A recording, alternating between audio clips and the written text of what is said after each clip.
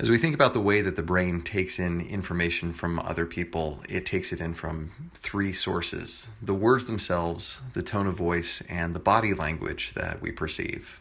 The question is, how much information are we ascribing to each one of these three areas? According to work by Albert Mehrabian, who's a professor emeritus at UCLA in psychology, we only ascribe 7% of all of the meaning that we take in to the words themselves. 38% is ascribed to tone of voice, 55% is ascribed to body language. So the question remains, what happens if we get rid of that tone of voice and body language in something like an email? In an email, you're left only with the words, and so algebraically, you would think that 100% of meaning would be ascribed to what's in there. It turns out that 7% remains exactly where it is. Our brains are hardwired to interpret information that way. So now the question is, where does that other 93% of meaning come from? And it turns out it comes from two places, both of them internal to the brain. One of them being mood, the other being mental models.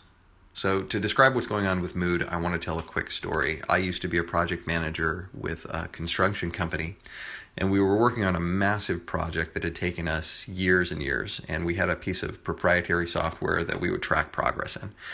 And we were just about ready to finish the project, and it was on a Friday, and we were going to have a party, and there was going to be cake and beer and all kinds of fun stuff. And I was sending a text to one of our coordinators, and I said, and the last thing I want to do on Friday is to close the project, meaning just as a way to send off the project, to click close on the software.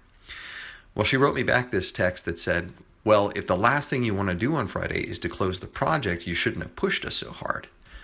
Whereas I wrote back a text message and I said, what's all this about? And that set off a string of text messages back and forth. And finally I got on the phone and I found out that she had actually been in a car accident that day and it had thrown off her mood. And the way that she had read my text was not at all in the way that I'd intended it. The other thing that fills in that 93% are what's called mental models. These are the images and the beliefs that you form about the sender of the email. So I want to tell a quick story about my friend Ed. Ed is a really good guy. He tells it to you just like it is. Unfortunately, Ed's boss didn't really think much of Ed.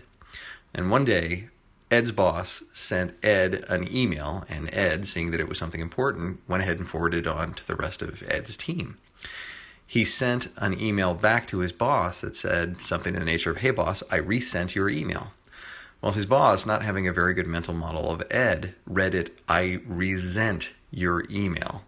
So mental models, mood, and awareness of them goes a long way to preventing miscommunications.